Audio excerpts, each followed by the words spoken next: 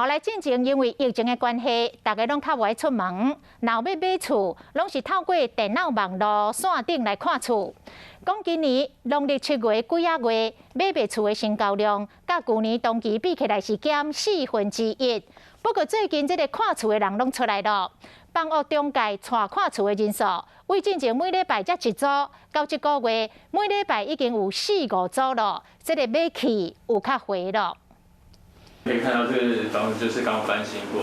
手牵手，新婚的阿某去找新厝，真无简单。遇到警戒降级开放看厝，两人赶紧去看。因为有时候有些我们在照片上看起来不错，可是去现场看，你就会觉得很压迫，或是很常会发现照片很大。 然后到现场发现很小，就是想要赶在年底进前会使住新厝，短短半年内就看超过50间，也不过一直无找到适合的厝。唔那安尼尔，继续嘛是一个大问题。最近开始会觉得有可能用租的，因为你300万全部砸进去当头期款，那个投资报酬率实在是太差了，所以还不如用租房的方式会比较划算一点。想要买袂落手。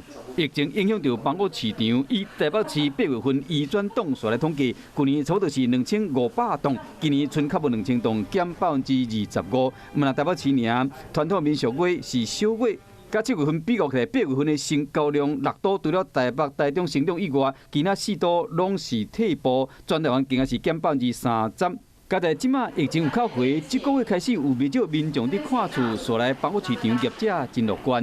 疫情的影响，所以整个带看量有比较少一点，但是这个月的话，带看量逐渐升高，就是一个星期都大概了4到5组以上。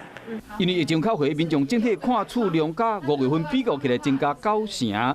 北台湾伫疫情期间受重伤，量价回温嘛上明显。不管是大间还是细间的，拢有真侪乡亲伫问。